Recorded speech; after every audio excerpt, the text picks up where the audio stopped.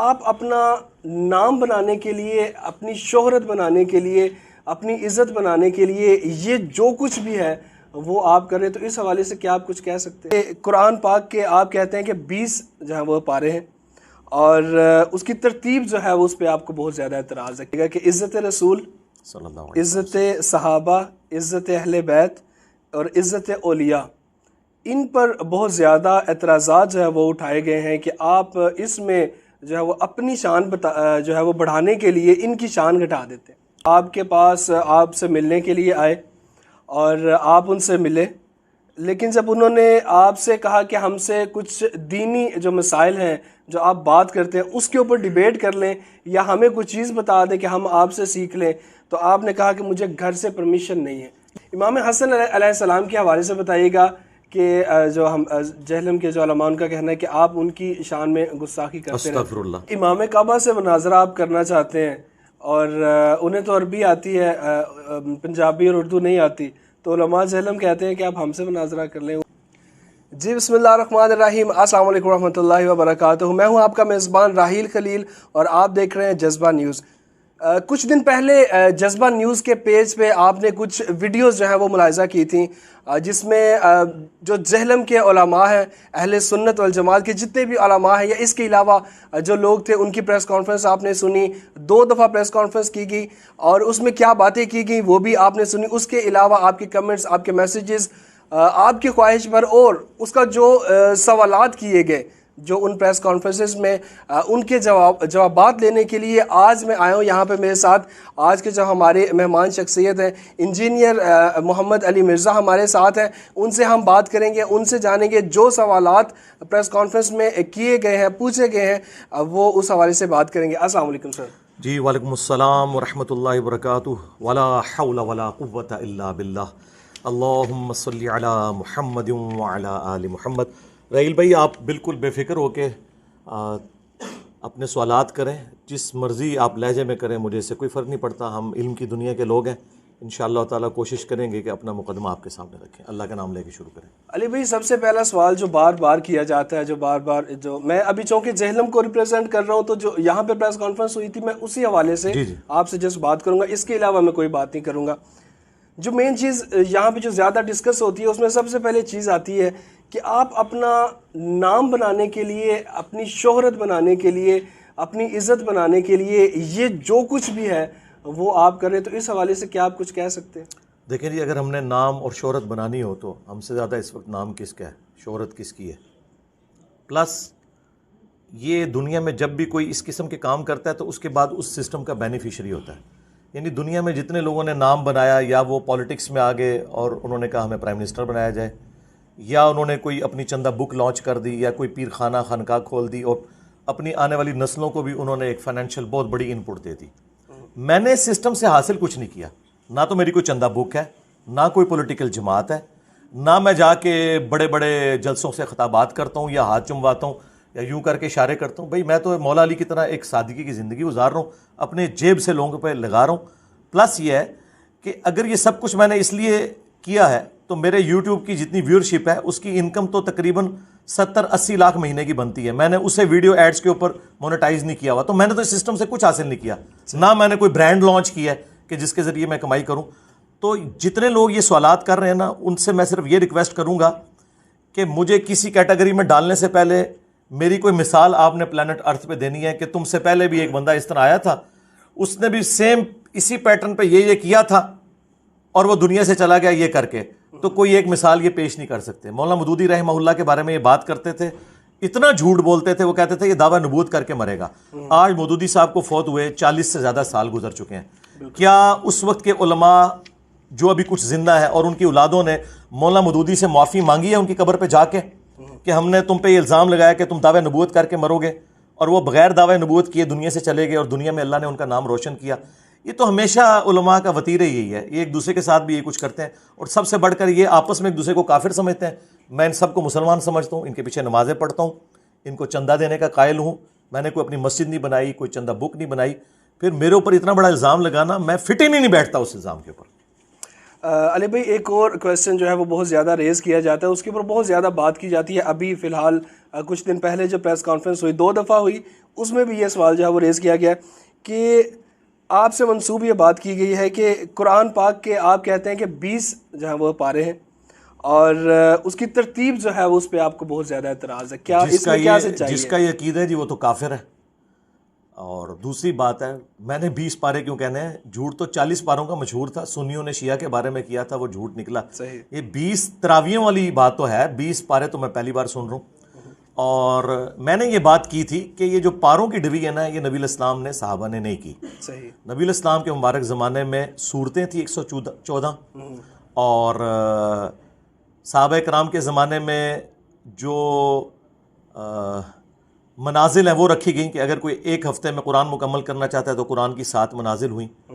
پھر یہ تابعین کے دور میں جب لوگوں میں سستی آ گئی تو پھر اسے 30 پاروں میں کنورٹ کیا گیا, تاکہ اگر کوئی شخص 1 پارہ روز کا پڑھے تو 1 مہینے میں قرآن کو مکمل کر لے. صحیح. تو یہ میں نے بات کی تھی. یہ جو آپ بات کر رہے ہیں یہ تو بات استغفر اللہ, میں نے کیوں یہ کہنا ہے کہ ترتیب نہیں ہے. میں نے یہ بات ضرور کی تھی کہ قرآن اس ترتیب میں اس وقت دنیا میں نہیں ہے جس ترتیب میں نازل ہوا تھا. تو یہ تو ہمیں پتہ ہے کہ سورۃ العلق سب سے پہلے نازل ہوئی ہے اور وہ آخری پارے کے اندر ہے, اور سورۃ البقرہ جو مدنی سورت ہے, جب 2/3 سے زیادہ قرآن نازل ہو چکا تھا, وہ سٹارٹ میں آ گئی ہوئی ہے. تو یہ بات ضرور میں نے کی ہوگی, یہ خود سے جھوٹ میری طرف منسوخ کرتے ہیں. ایک اور بات جو ہے وہ کی گئی, اس حوالے سے بتائیے گا کہ عزت رسول, صلی اللہ علیہ وسلم, عزت صحابہ, عزت اہل بیت اور عزت اولیاء, ان پر بہت زیادہ اعتراضات جو ہے وہ اٹھائے گئے ہیں کہ آپ اس میں جو ہے وہ اپنی شان جو ہے وہ بڑھانے کے لیے ان کی شان گھٹا دیتے ہیں. میرا ان کے ساتھ کیا کمپیریزن بنتا ہے بھائی؟ رہ کے جو عزت اولیاء ہے اس پہ بات ہو سکتی ہے, کیونکہ دیوبند کے اولیاء بریلویوں کے نزدیک گستاخ رسول ہیں, بریلویوں کے اولیاء دیوبند کے نزدیک مشرک ہیں. تو آپ دونوں ایک دوسرے کو کافر ڈکلیئر کر رہے ہو نا. میں تو آپ دونوں کو مسلمان سمجھتا ہوں, اور آپ کے بزرگوں نے جو کچھ کیا وہ اللہ کو جواب دے ہوں گے. اگر آپ کے بزرگوں نے اپنے ناموں کے کلمے پڑھائے اشرف علی تھانوی رسول اللہ, تو کروڑوں بریلوی کیا اس بات کے اوپر دیوبندیوں کو غلط نہیں کہتے؟ کہتے ہیں نا. میرے کہنے پہ کہہ رہے ہیں, مجھ سے پہلے سے کہہ رہے ہیں. تو اب اسی اصول اور مبادی کے اوپر میں نے چشتی رسول اللہ کو اگر غلط کہا ہے تو اس میں کسی کو سیکھ پا ہونے کی ضرورت نہیں ہے. چشتی رسول اللہ والی کتابیں یہ چھاپ رہے ہیں, پرنٹ یہ کر رہے ہیں, اور مناظروں میں دفاع کر رہے ہیں. اب میری وجہ سے کہہ رہے ہیں, بعد میں کسی نے ڈال دیا, بھی میں نے تو نہیں ڈالا نا. تو تم آج سے 10 سال پہلے مناظرے کیوں کر رہے تھے چشتی رسول اللہ کا دفاع کرنے پہ, اور ان کی ویڈیوز موجود ہیں؟ اس کا مطلب ہے میں نے تمہیں بتایا یہ آ کے. تو یہ بالکل جھوٹ بول رہے ہیں.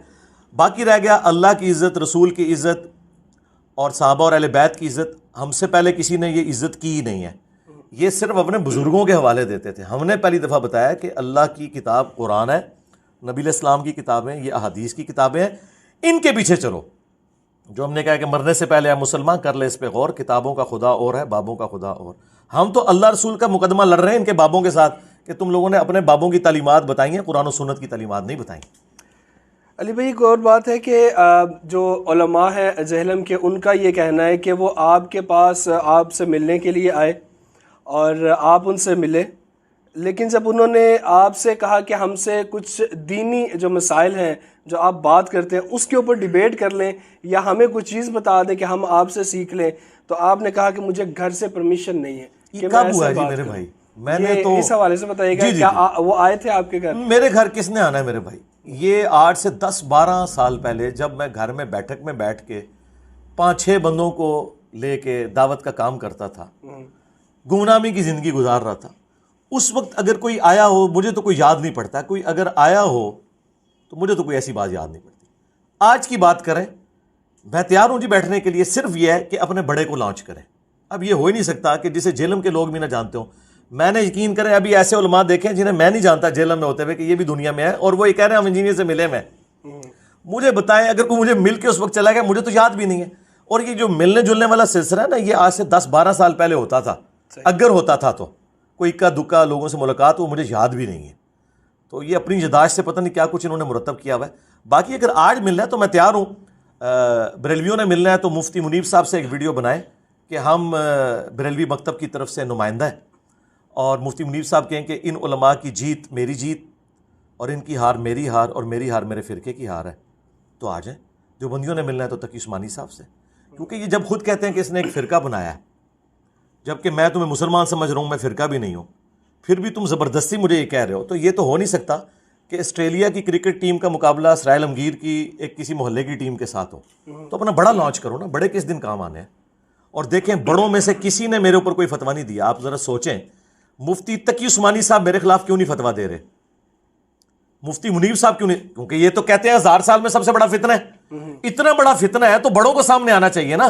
دیکھیں جب غلام احمد قادیانی دجال سامنے آیا تو اس وقت بڑے بڑے علماء آئے, اہل حدیث سے ثناء اللہ امرتسری سامنے آ گئے, بریلویوں سے احمد بریلوی صاحب, پیر میرلی شاہ صاحب, اور لوگ سامنے آئے. اب یہ بڑے کدھر ہیں, کیوں نہیں سامنے آ رہے؟ ان بڑوں کو پتہ ہے کہ انجینئر صحیح باتیں کر رہے ہیں, اور وہ سامنے اس لیے نہیں آ رہے کہ وہ کہہ رہے ہیں کہ اگر تھوڑی بہت عزت ہے ہمارے فرقے کی بچ جائے, کیونکہ بڑا اگر سامنے آ گیا نا میرے تو پھر تو بات ہی ختم ہو جائے گی. ابھی چھوٹے بیٹھتے ہیں نا تو مجھے تو عمر نو بھی مل جائے نا, چھوٹوں کے ساتھ بیٹھوں گی ختم ہی نہیں ہوں گے. 5 لاکھ علماء تو صرف فضل الرحمان صاحب کے ہاتھ پہ بیعت ہے. ایک سے میں بات کروں گا دوسرا کہے گا وہ تو ایویں سی میرے نال گل کر, تو 5 لاکھ علماء سے اس سے بہتر یہ ہے ہاتھی کے پاؤں میں سب کا پاؤں اپنا بڑا لاؤ. یہاں اسے کرسی پہ بٹھاؤں گا, میں نیچے زمین پہ قدموں میں بیٹھوں گا, آ کے مجھ سے عقیدہ توحید پہ بات کر لیں, ختم نبوت پہ بات کر لیں. اور یہ بھی آپ کی خواہش پہ, مجھے کوئی خواہش نہیں ہے, میں نے اپنا مقدمہ عوام کی عدالت میں رکھا ہے. اب جب آپ کی عوام آپ کو چھوڑ گئی ہے تو اس میں میرا کیا قصور ہے؟ علی بھائی 2 بس سوال ہیں اور اس کے بعد میں اجازت چاہوں گا. نہیں میں زیادہ, کیونکہ مجھے پتہ اور بھی یہاں پہ بہت سے دوست انتظار کر رہے ہیں. تو امام حسن علیہ السلام کے حوالے سے بتائیے گا کہ جو ہم جہلم کے جو علماء ان کا کہنا ہے کہ آپ ان کی شان میں گستاخی کرتے ہیں. استغفر اللہ.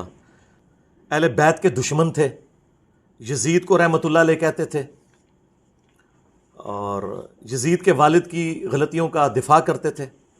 میں نے اہل بیت کا مقدمہ آگے لڑا ہے, غدیر خم کا مقدمہ لڑا ہے, قرآن اور اہل بیت.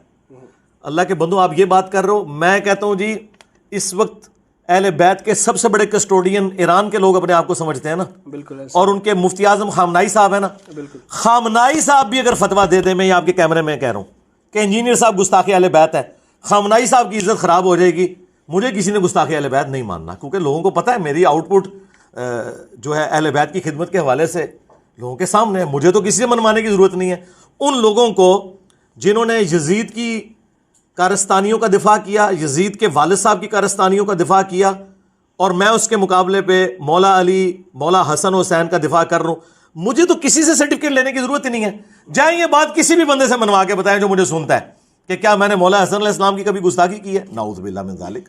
یہ آؤٹ آف کانٹیکسٹ چیزیں کاٹتے ہیں, وہ اس طرح نہیں تھا. وہ لائیو سیشن میں ایک ناصبی نے جو اہل بیت کا دشمن تھا, اس کے ریفرنس سے ایک بندے نے مجھ سے سوال کیا کہ ناصبی جو ہے وہ حضرت حسن ابن علی علیہ السلام کی جو صلح ہے امیر شام کے ساتھ, معاویہ ابن ابی سفیان رضی اللہ تعالیٰ عنہ کے ساتھ, اس کے پیچھے بنو امیہ کے کرتوتوں کو چھپاتے ہیں کہ بھئی حسن بھی اس میں شامل ہیں, کیونکہ انہوں نے کیوں خلافت ان کے حوالے کی. اب اس کو جب میں ریبٹل کر رہا ہوں تو میں حسن کے دفاع میں بول رہا ہوں, نہ کہ امیر شام کے دفاع میں. تو انہوں نے اس میں یہ پریزنٹ کیا کہ مولا علی جو ہیں یہ لڑاکو تھے, نعوذ باللہ, حسین بھی لڑاکو تھے, نعوذ باللہ, حسن بڑا صلح پسند تھا, اسی لیے اس نے امیر شام سے صلح کی. تو میں نے پھر اس کو ریبٹل کیا تھا کہ ظالموں, امام حسن علیہ السلام کس طرح اپنے باپ سے بغاوت کر سکتے تھے. یہ تو میں حسن کا مقدمہ لڑ رہا تھا, اور میں نے بتایا کہ صلح حسن مجبوراً حسن ابن علی نے کی ہے, شوق سے نہیں کی, جس کا ثبوت یہ ہے کہ یہ ظالم لوگ آدھی حدیث بخاری سے پیش کرتے تھے کہ میرا یہ بیٹا سید ہے, اس کی وجہ سے مسلمانوں کے 2 بڑے گروہوں کی صلح ہو جائے گی. اور وہ چونکہ عربی کا لفظ تھا نا عظیم, عربی میں بڑے کو بھی کہتے ہیں اور عظمت والے کو بھی, انہوں نے ترجمہ کر لیا دونوں عظمت والے گروہ. میں نے کہا نہیں, وَلَهُمْ عَذَابٌ عَظِيمٌ کا کیا مطلب ہوگا؟ عظمت والا عذاب ہوگا, نہیں بڑا عذاب. تو یہاں ہے بڑا گروہ. عظمت والا گروہ کیسے ہو سکتا ہے؟ صحیح بخاری کی حدیث ہے 2812, یہ میری بوٹل پہ بھی, تقتلہ الفئۃ الباغیہ یدعوہم الی اللہ ویدعونہ الی النار ویح عمار, افسوس ہے عمار تجھے باغی جماعت قتل کرے گی, تو انہیں اللہ اور جنت کی طرف بلائے گا, وہ جماعت جہنم کی طرف بلائے گی. جس جماعت کو رسول اللہ یہ کہیں کہ یہ جہنم کی طرف بلا رہی ہے, جہنمی نہیں, جہنم کی طرف بلانے والی, مطلب مسلمان بھی ہو سکتا ہے جھوٹ بولنے والا, ہم اسے کہیں گے تم جہنم کی طرف بلا رہے ہو جھوٹ کی دعوت دے کے, جہنمی نہیں کہیں گے, یہ نہیں ہم کہہ سکتے. تو جس جماعت کو نبی الاسلام کہیں کہ یہ جہنم کی طرف بلانے والی جماعت ہے, وہ عظمت والی کہاں سے ہو سکتی ہے؟ تو یہ کہتے تھے حسن نے صلح کی تو وہ میرا یہ بیٹا سید ہے, یہ حضور کہہ رہے ہیں. ہم نے کہا تھا پوری حدیث پڑھو.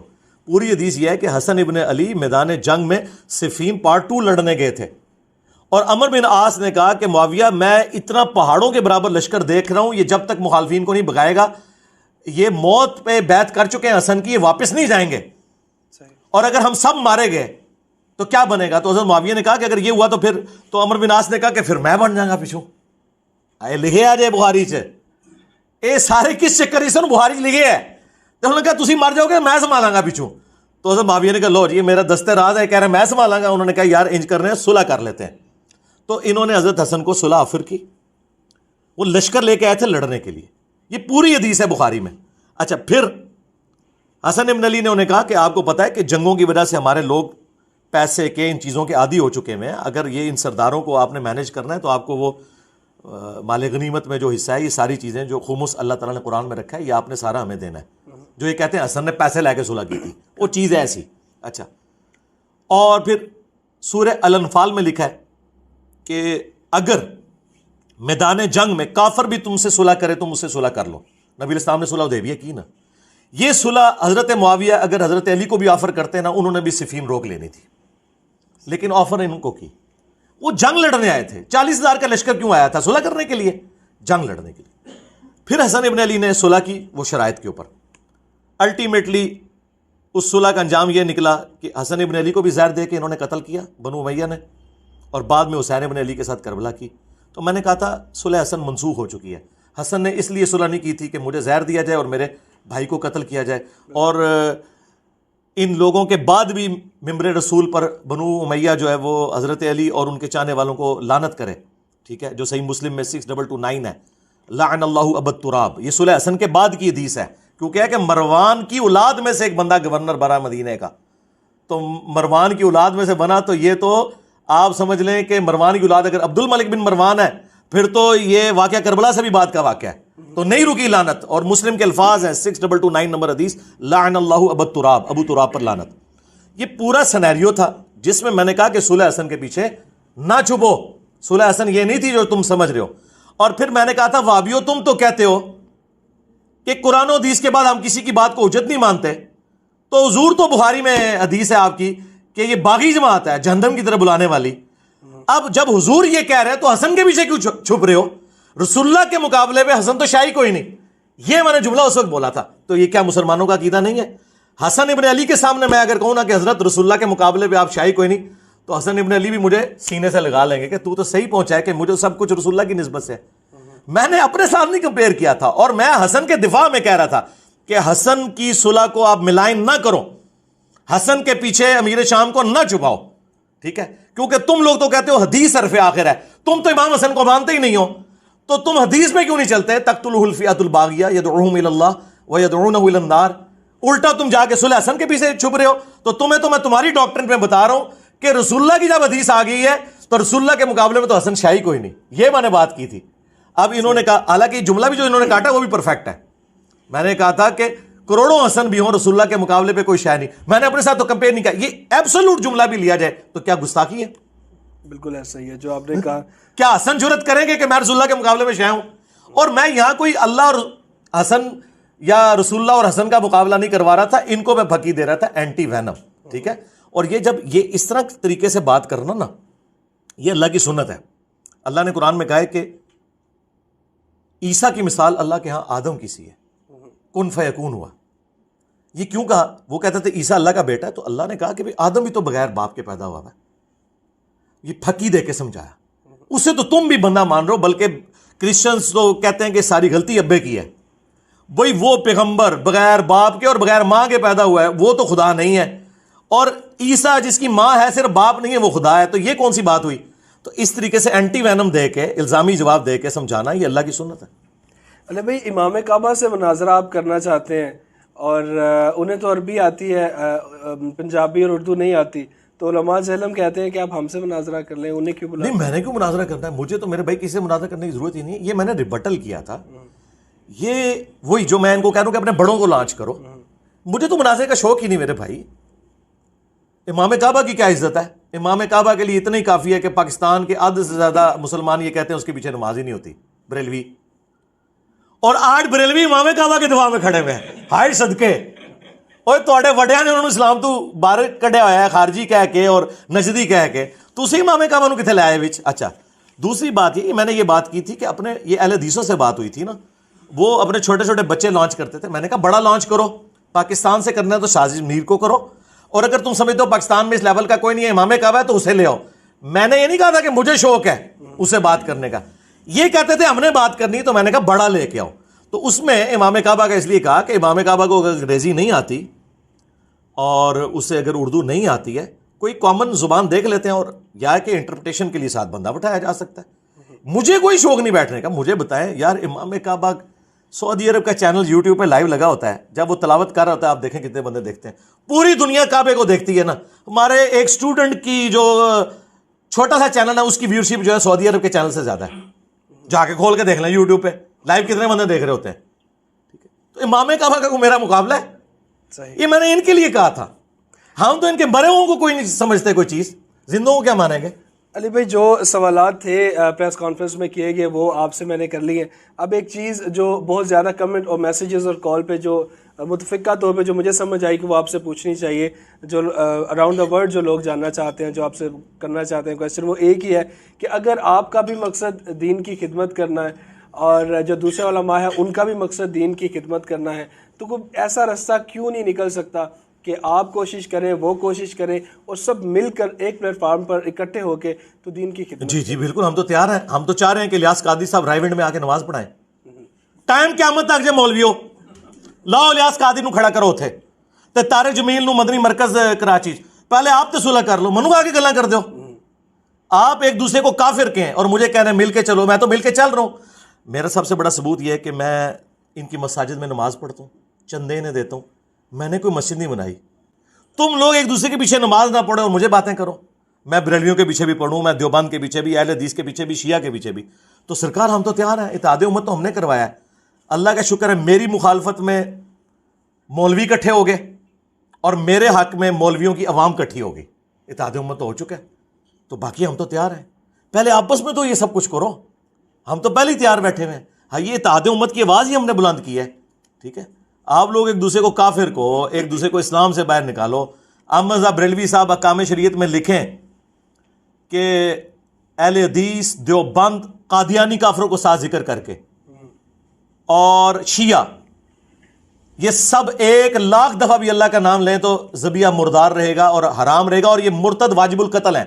اعلیٰ حضرت تو کہیں کہ اہل حدیث, دیوبند, شیعہ واجب القتل ہیں, اور قادیانی کافروں کو ان کے ساتھ ذکر کریں, اور ساتھ لکھیں کہ یہود و نصارہ کا ذبیحہ حلال ہے.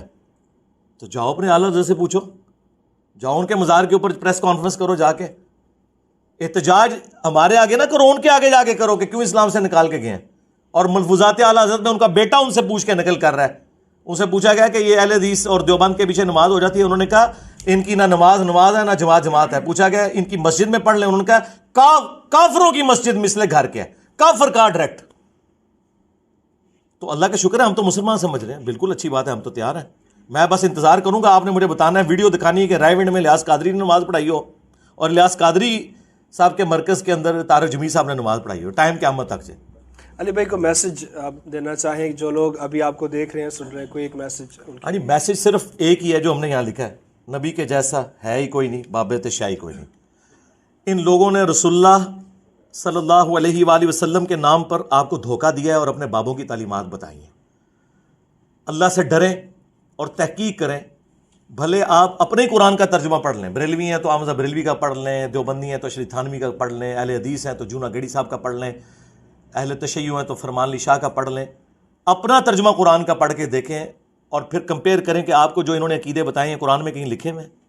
آپ اپنی حدیث کی کتابیں بخاری مسلم اپنا ترجمہ پڑھ کے دیکھ لیں اور دیکھیں کہ جو نماز کا طریقہ انہوں نے آپ کو بتایا وہ ہے یا نہیں, یا صرف یہ اللہ اور اس کے رسول کے نام کے اوپر چندے کھا رہے ہیں, یہ سواریاں سوار کر رہے ہیں مکے اور مدینے کا نام لے کر, اور یہ پھینکنے جا کے بریلی میں, دیوبند میں, اجمیر میں, بغداد میں. یہ لوگ رسول اللہ کے ساتھ غداری کر رہے ہیں, اور اللہ کا شکر ہے کہ ہم نے انہیں ایکسپوز کر دیا. بس ہم یہی میسج دیں گے. بہت شکریہ علی بھائی ٹائم دینے کے لیے. اور جیسا کہ آپ کا جو آپ کے کویسچن تھے اور آپ کا اصرار تھا, آپ چاہتے تھے کہ انجینئر صاحب کی ویڈیو, ان کا موقف جو ہے وہ اس جو ویڈیوز بنی ہیں زیلم کے علماء نے جو بنائی ہیں اس کے اوپر لیا جائے, تو وہ موقف جو ہے وہ آپ کے سامنے. انشاءاللہ آپ سے ملاقات ہوگی اگلی ویڈیو میں. بہت شکریہ.